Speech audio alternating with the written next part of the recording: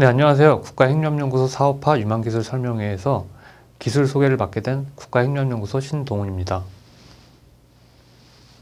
이번에 소개될 기술은 에너지 절감형 플라즈마 촉매 하이브리드 스크러버에 대한 내용입니다. 컨텐츠로는 제한기술의 개요, 그리고 기술성 및 권리성, 시장성 및 사업성, 기술 사업화 목표 및 계획으로 순서대로 발표를 하겠습니다. 기술의 개요입니다.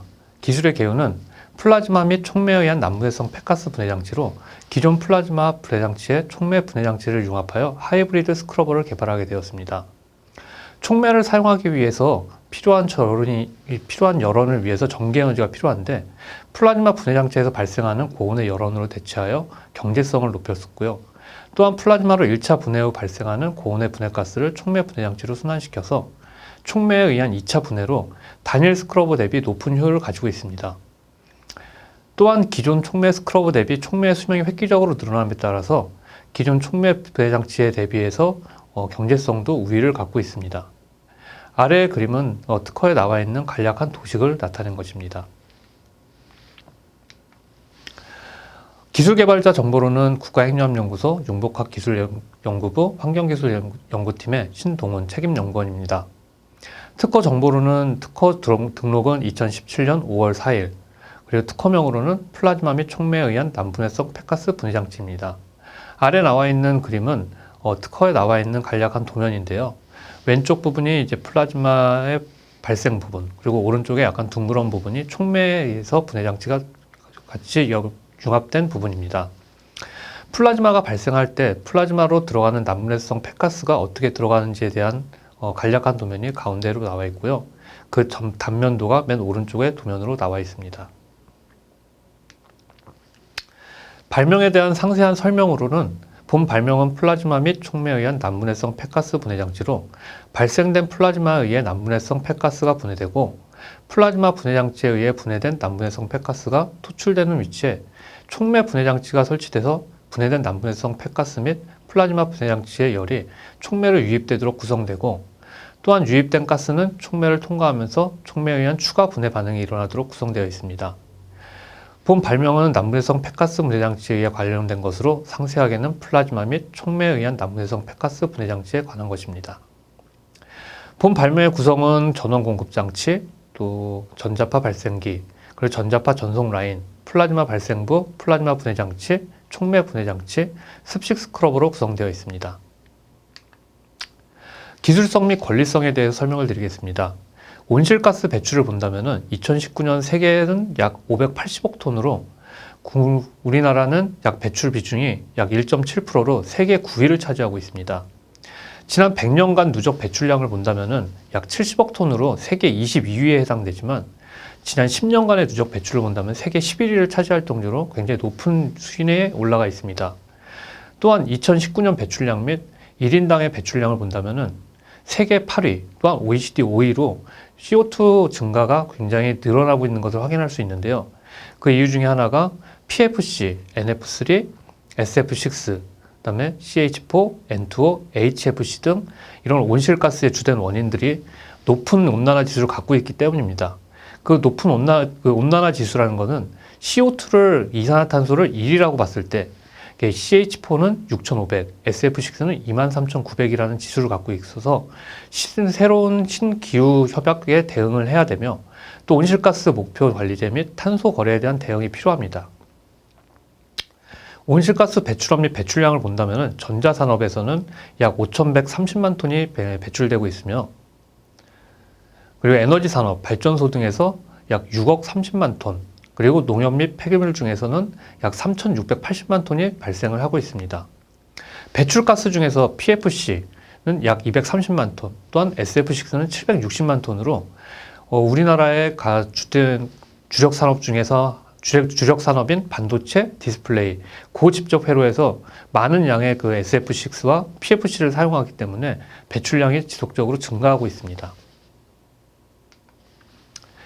이러한 PFC 사용량이 증가함에 따라서 대형화 및 고집적 회로에 따른 배출량이 증가하고 있고요.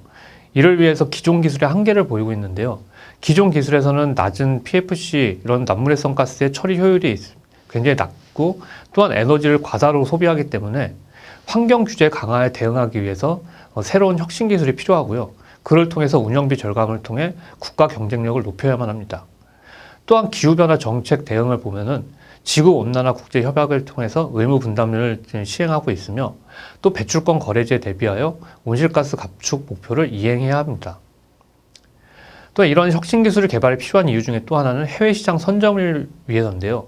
국내 주력 수출 산업의 경쟁력을 배가시킬 수가 있으며 탄소 거래 시장의 선점이 필요하며 또한 해외 수입 장벽을 타파하여 순수 국내 기술을 통해 새로운 기술을 개발하여 새로운 시장을 개척할 필요가 있습니다.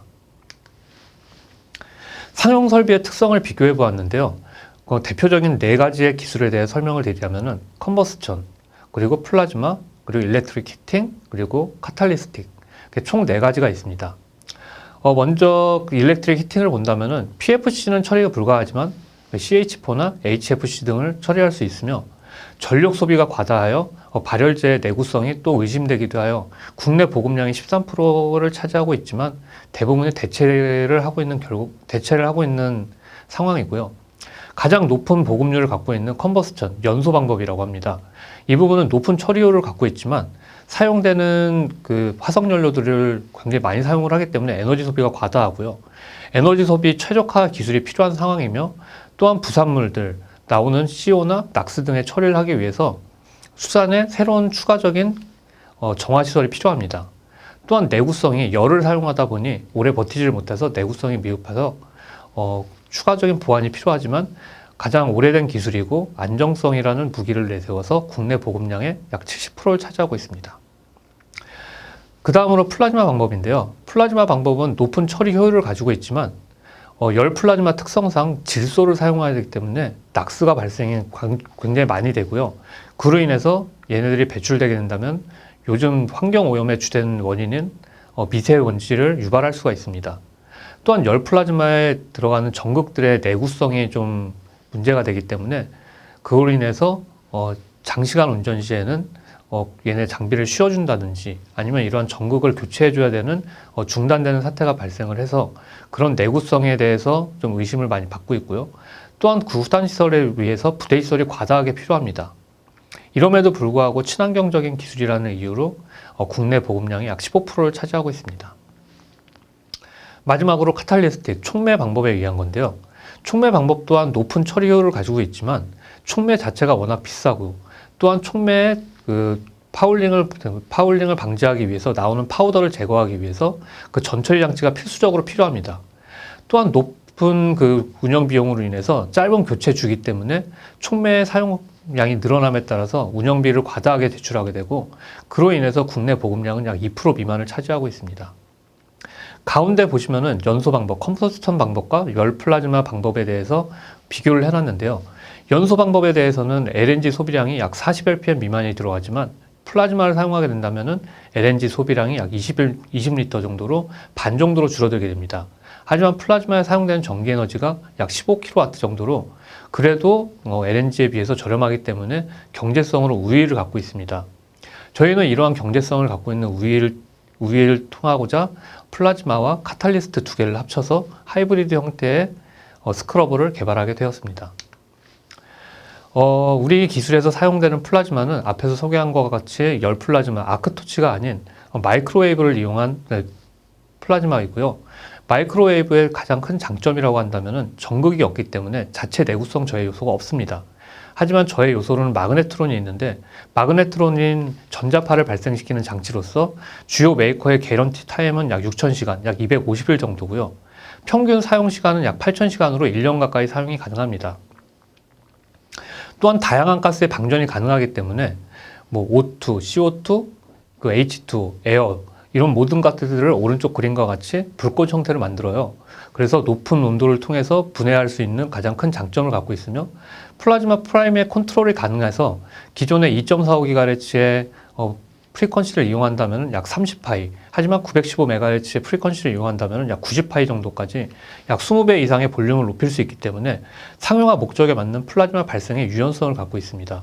이러한 유연성을 통해서 어떠한 장치에도 쉽게 장착을 하고 응용할 수 있는 큰 장점을 가지고 있습니다.